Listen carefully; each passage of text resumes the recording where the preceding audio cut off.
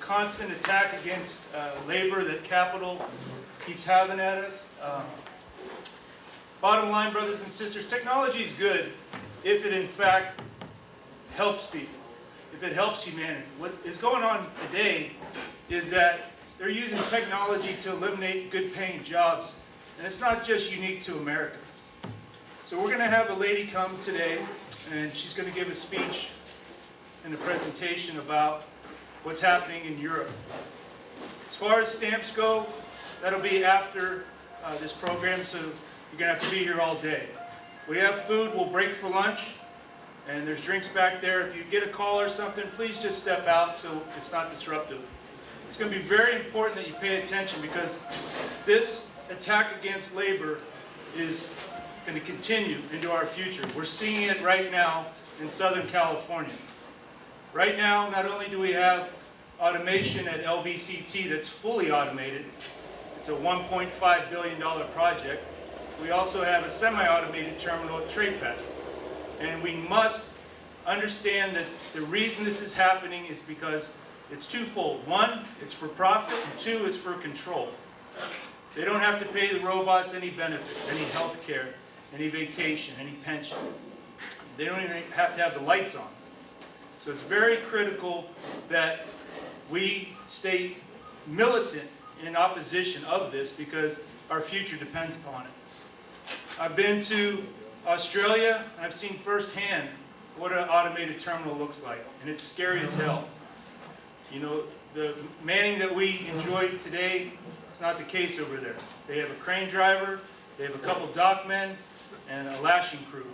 And the can goes in the back reach, and it's the last time a human being touches it. So that's real. It's not 15, 20 years from now, it's now. And we need to do everything possible to protect our interests and our future. So I hope you get information and a better understanding as to what the challenges we have. It's not only automation, brothers and sisters, it's privatization. It's also this consolidation that's taking place. I don't know if you've recently seen that Costco bought out OOCL. OOCL actually is the developer of that automated terminal in Long Beach. So they're going to be at full build-up in a couple of years.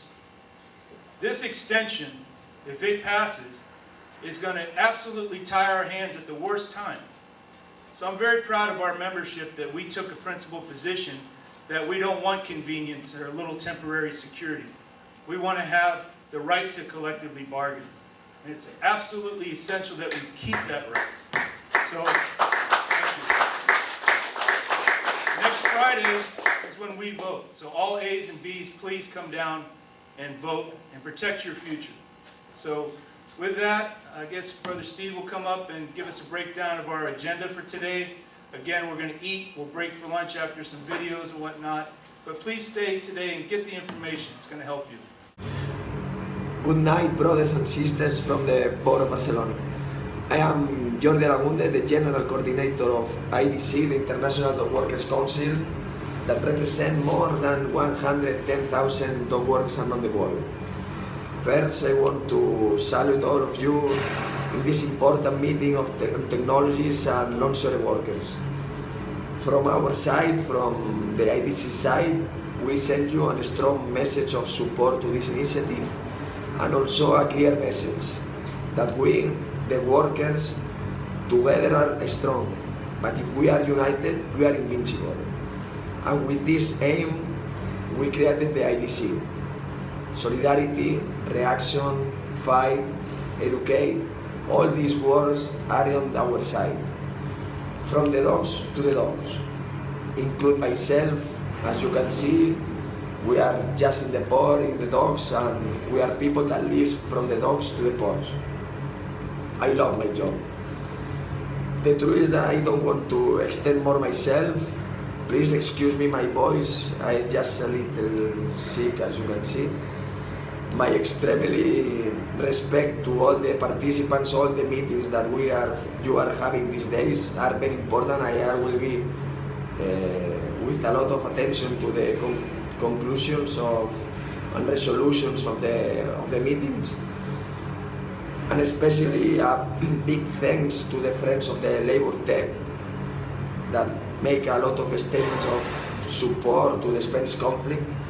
And I will promise you that next year I will attend this conference, I will be there with you, and I will have the opportunity to participate. Thanks again, and as we say, our motto is, we'll never walk alone again. Bye bye.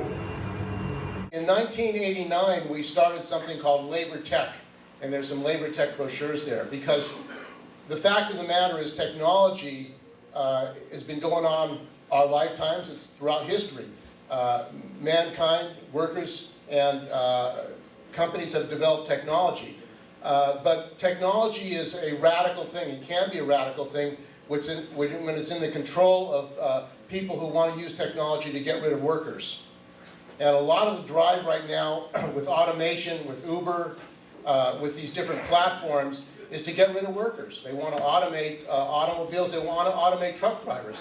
Now, what do you think that would mean in this country and around the world if trucks were all automated? It would mean millions of truck drivers would lose their jobs. And today in San Francisco, at the same time, you have literally 30,000 workers coming into San Francisco in Uber and Lyft to work.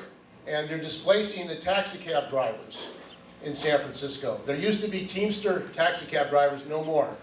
And what was that all about? Well, one of the things that happened in this country is that the companies wanted to make everybody an independent contractor.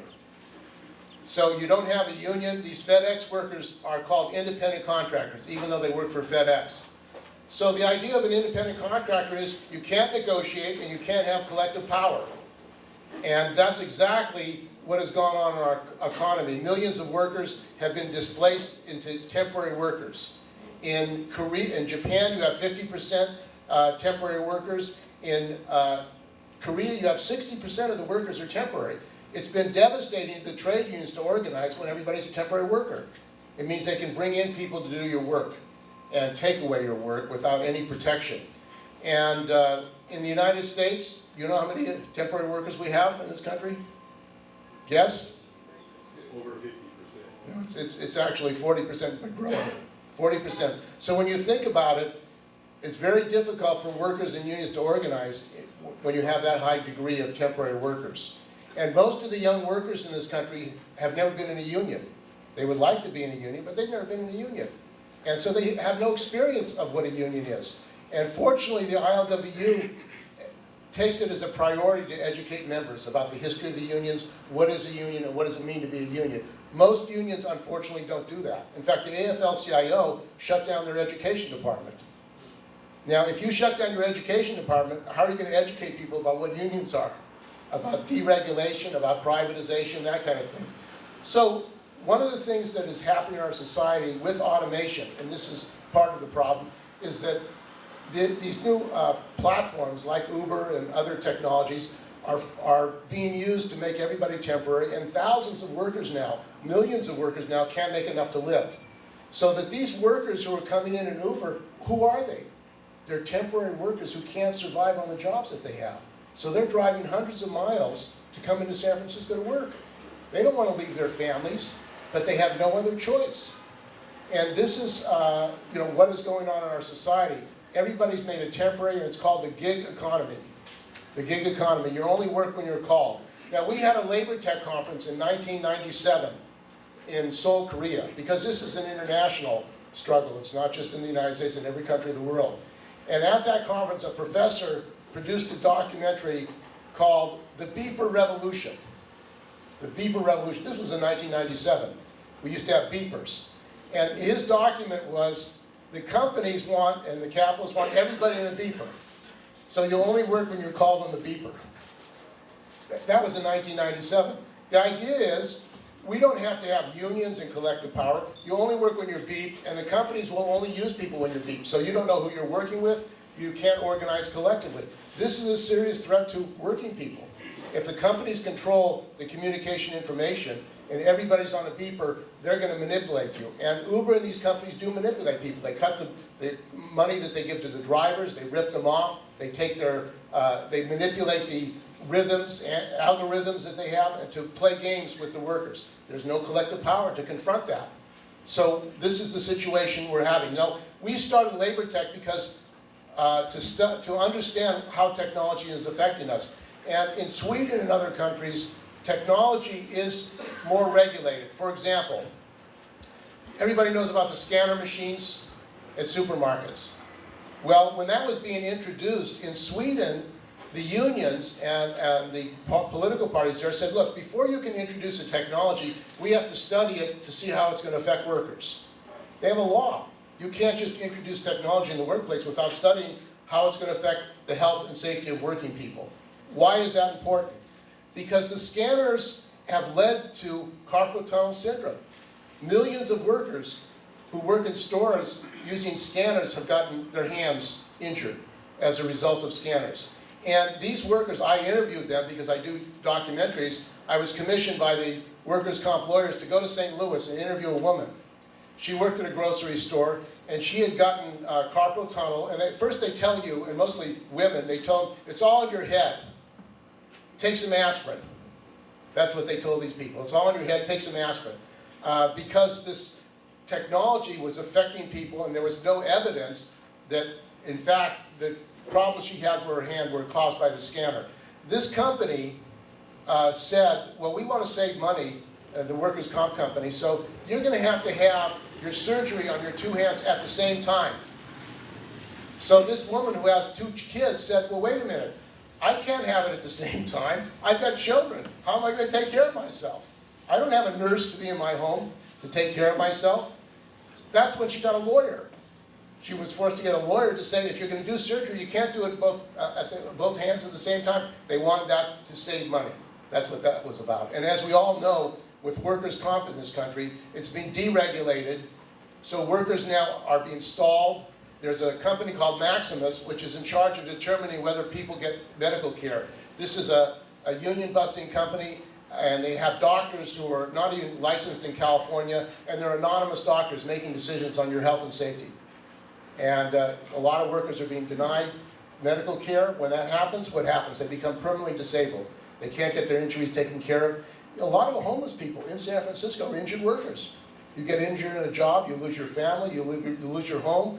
This is what's going on. So one of the things that we want to do with technology and understanding technology is how is it affecting us badly in many cases, but also how can workers use technology?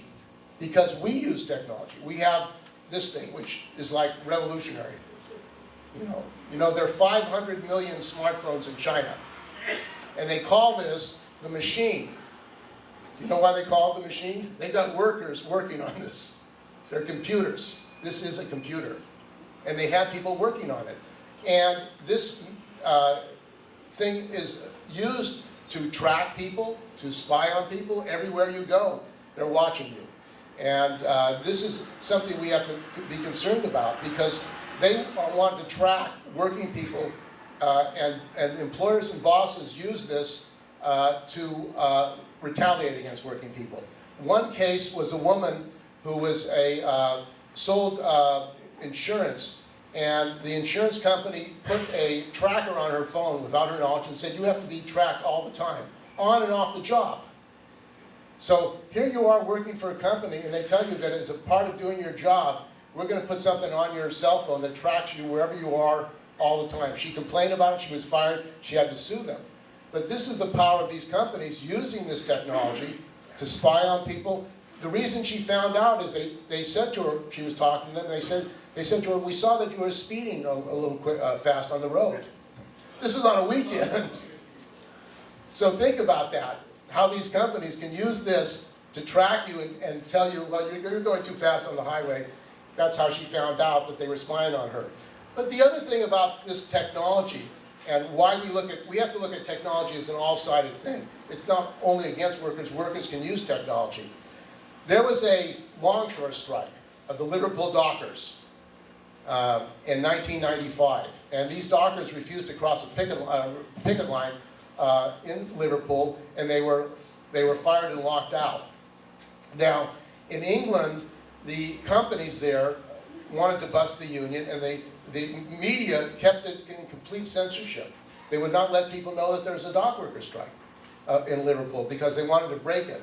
Well, one of the things that happened is a guy named Chris Bailey and Greg Dropkin in Liverpool, they set up the first web page in the world for longshoremen, for solidarity with the Liverpool dockers.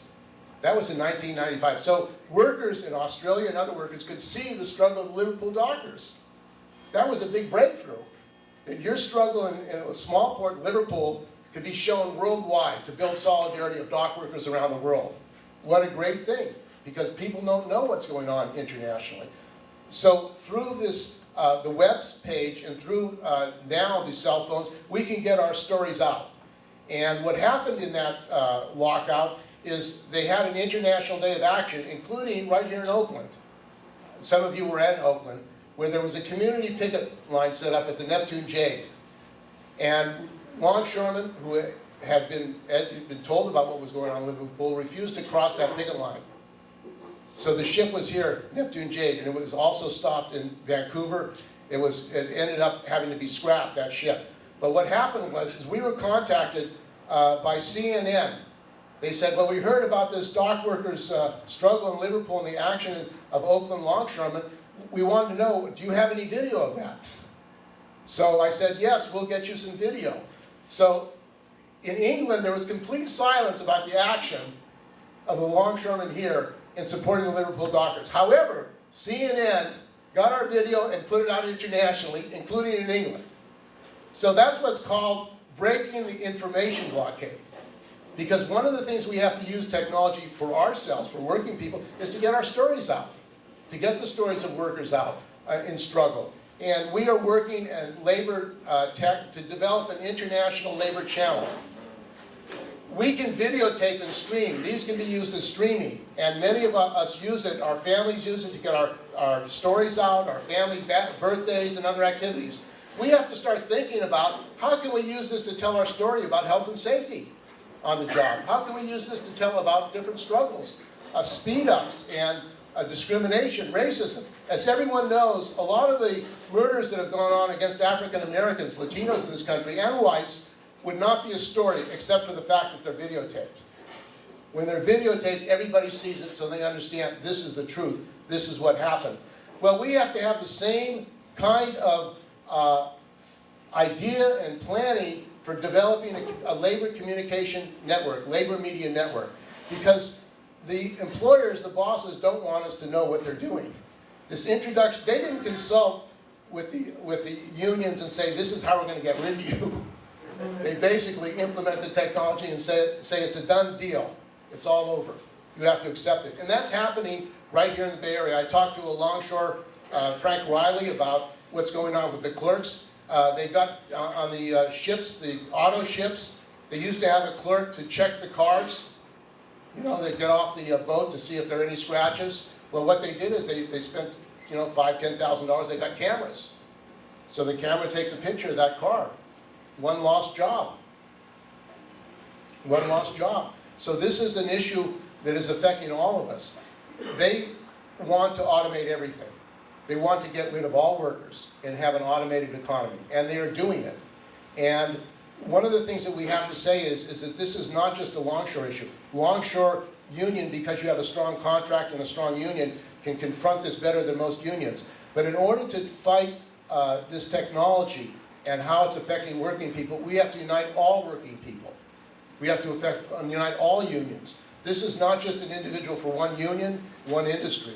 It's happening in all industries. Doctors are being automated out of their jobs. Radiologists are being automated out of their jobs. Architects are being automated out of their jobs because we're in a global economy. They say we can do this in India, we can do this in China. You're competing on a global level with workers all over the world using this technology. So we're working on developing this labor channel, and we believe that every union should have a channel to get your stories out, to get your information out. We need labor education in this country.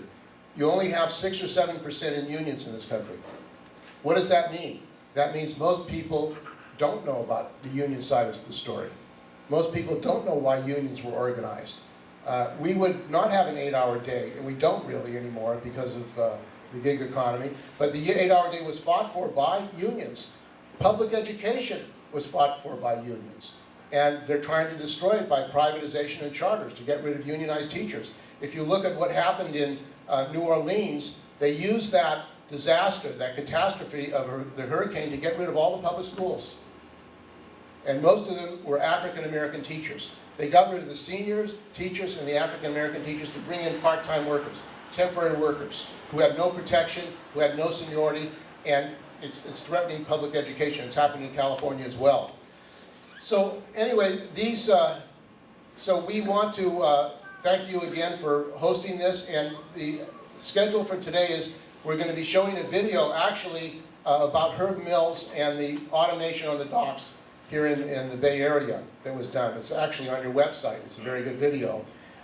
Then we're going to have a report from Bobby Carnegi, who is the branch officer of the Queensland Union in Australia, talking about technology. Australia has the highest number of automated docks, I believe, in the world. He's going to talk about that. Then we're going to have a discussion about technology, how it's being affected, and how we can confront it. And following that, we're going to have a lunch break, and then we're going to have Raquel Varela, who's coming from Portugal. And she's an expert on technology and workers and how it's affecting longshoremen worldwide. She's going to speak, and we have another video on the history of the ILWU on internationalism that we're going to show.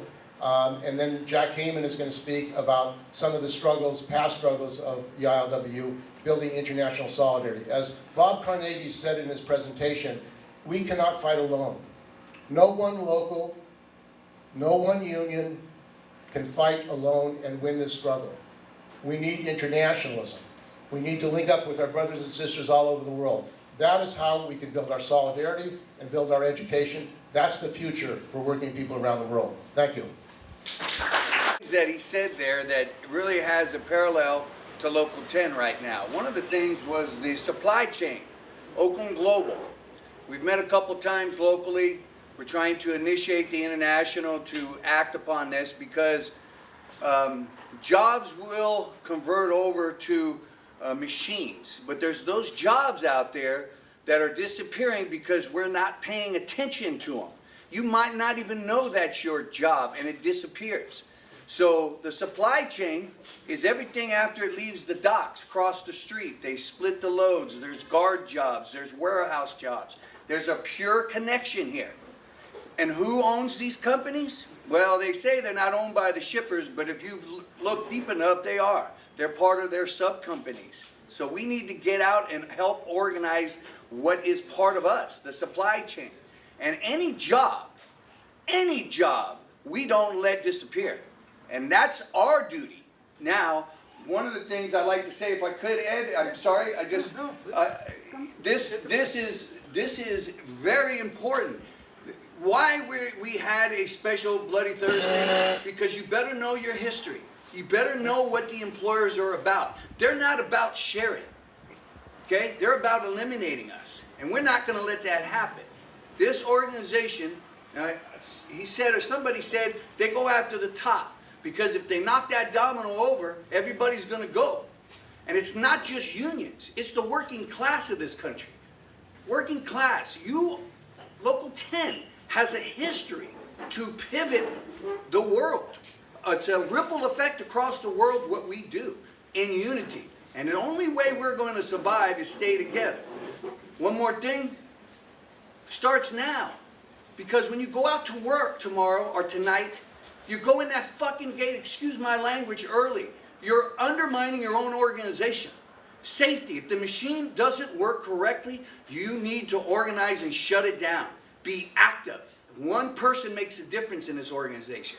One does. But if you're all not doing anything and just doing what the man is telling you to do, he has control.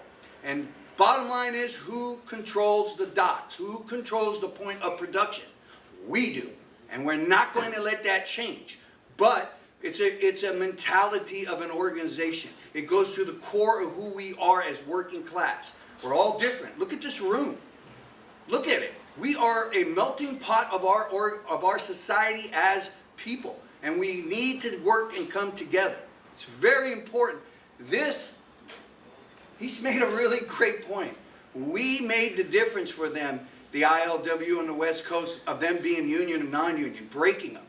And if we don't stay together right now, Ed keeps saying, and I agree 100%, this extension is to the employer's advantage. It will not, when you eliminate collective bargaining, every single gain that we've had for the last 80 years came out of collective bargaining. Every one. And not just for us as a union, but for our society. Pay attention. The laws that were created by unions help every working person. And our administration today is eliminating those things. And we're not doing anything. And we need to make your political phone calls. Work as a unit. Start acting like a union. The union can only do what this membership is doing. If you allow that to happen, if everybody goes in the gate early, it becomes a poison, because the employer controls that fist. But that fist pulls back and waits. You watch their reaction. When you shut down a tractor that's not safe, that is, you wouldn't get in there with your family, and you get in there and you work and it's just a mess. Pay attention to the powers you have, health and safety, working together as a unit. Very important. And I'm sorry to interrupt the flow, but it is vital right now. Who's in office right now is looking to come at us. I ain't afraid of him, because there's been plenty of presidents that have been anti-union or anti-organized labor. We have to just be together as a fist to beat his ass. So, thank you. Contract that's not being lived up to. If you look in the back of the recent book that everybody should have just received, it talks about training. The commitment to training hasn't been implemented. It's 3 contracts back it hasn't been implemented. And because we keep settling for just temporary security, and we don't push the issues that we need to be pushing, like training, like you're talking, cross-training for IT work, mechanic work, whatever, we're just kicking the can down the road. Some context, this brother that was speaking in Brisbane, it's not a huge place. It's similar to like Oakland, right? Probably in volume. And 3 terminals were automated. Why? Because they want to work out the bugs, and then it can expand. These multinational corporations aren't, staffed by stupid people. They started there and then they spread it. So we got to keep in context where we're at right now. We're right on the edge. Brother Trevor Monday from Queensland came to Local 10 and spoke about the importance of the hiring hall. Back in the day, they thought it would be a good idea to have everybody as steady. They gave up their hiring hall. And he said to us, clear as a bell, don't ever give that up. That is the beginning of the end. Have economic pressure and power, but it's an underutilized technique. And now, we're not even talking about striking, we're talking about the ability to bargain. And you know that they're not living up to their contract obligations. Why in the hell would you even think about it? So, why are we not striking? because we have a contract that's in full force and effect until 2019. We've agreed to no... By the contract. Yeah, and if you look at section 11, it's very clear that neither party is supposed to do what's going on. But you can't just strike and they can't lock us out until 2019. That's why. You got something? But if they're not abiding by the contract, ain't that the breach of contract? Thank you. Yeah, but what do? We go in earlier every day. We got people in this room that are paying to get a better tractor over somebody else. We're getting away from our union principles, and you're worried about striking? I can't even stop you from going in the fucking gate early. Go ahead. Sorry. And we had an opportunity at lunchtime to go through just the pickups and the trucks, right? I've asked PMA and SSAs, because we had a serious fire, if you're not aware of, a top pick caught on fire. I went through the top picks. There's no fire extinguishers in the cab. I've asked for all the maintenance logs, all the certificates for all the equipment, and access to not only the smaller rolling stock, but the cranes and top picks, everything. So, to your point, when I got over there, I could not believe the shuttle vans, the conditions of them, right? Why are people, the responsibility isn't just the officials, it's all of us. The officials are empowered if the rank and file is actually also working to make things better. When I go over there and I see doors ready to fall off, filth, I see wiring hanging out, bald tires, I'm thinking, what the hell's going on? These bosses are only powerful because we give them the power. We make them important to the company by our work. Hey, don't take a break. Let's pick it up and get out of here early. If it doesn't get you out before lunch, you're not getting out early. Okay? So we all have skin in the game, and it is absolutely not going to change until we all unite in purpose and say, you know what? I'm not going to get killed. I want to go home to my family. This raggedy-ass piece of equipment isn't going to ensure that that happens.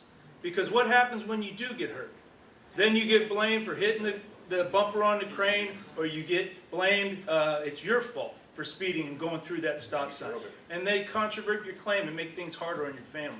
So it's very important that the green book, the safety book, that gets enforced. The foremen, they're signatory to that as well. We need to make them accountable just like we do to ourselves and the employers. It is out of respect. Every person here's life is valuable. When you just keep pumping while that brother or sister is injured waiting for the meat wagon, you're showing disrespect to that brother or sister. And no amount of pressure from the boss can change what's in that book. So they cannot make you continue to work unless you decide that you're going to do that. Work in accordance with the agreement. If you get threatened, I want to know about it. I got no problem going over there. That's what I'm here for, to help. But we all have to be knowledgeable. You don't refuse to work. You say very specifically, I'm standing by because I feel my health is in jeopardy. I'm standing by under health and safety. At that point, things get moving. Do I think that those brothers need help? Absolutely. And I don't think that they got enough. But thankfully, they weren't alone over in Europe, and they had thousands of people in the streets, and that's why they were successful. But yeah, it was a missed opportunity for sure. I want to say this. I want to thank everyone who's here in this room today. Thank you very much.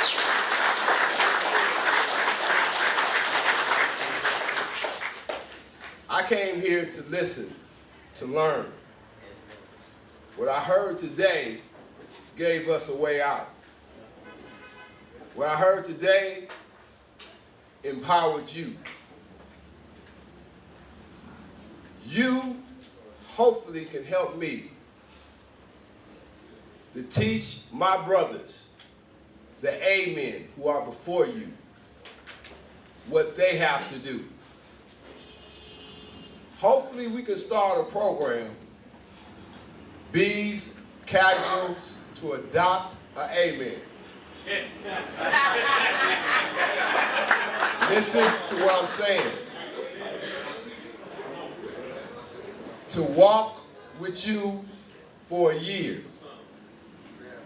To teach you the contract. To teach you the safety book. To show up with you to a union meeting. The way you get old dogs to do new tricks, you give them something to be responsible for. You can motivate them because you knew. Been here 5 years. But the stuff you heard today, they not gonna know it unless you ask them to show you. You don't have to know anybody.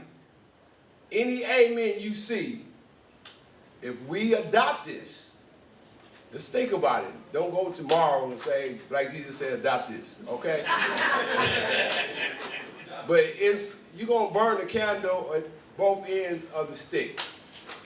What I've heard today, and she come from the other side of the world, Raquel, that's her name, I believe, okay?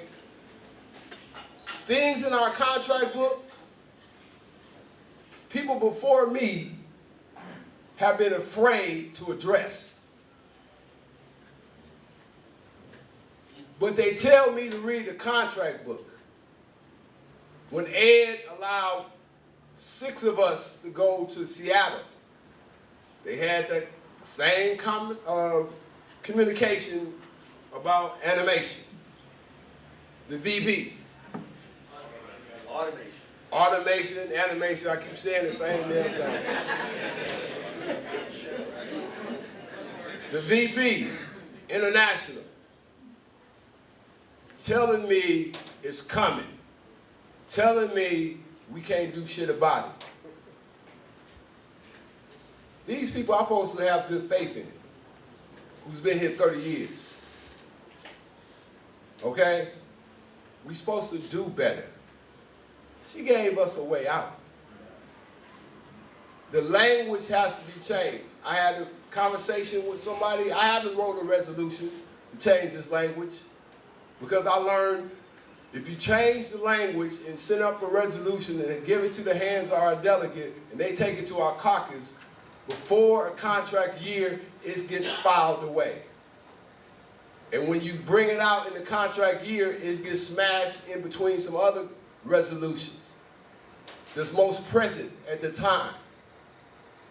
But to speak on the resolution and you hand it over to a delegate that we elect, a caucus delegate, and he represents to other people non-convincingly, and it gets voted down.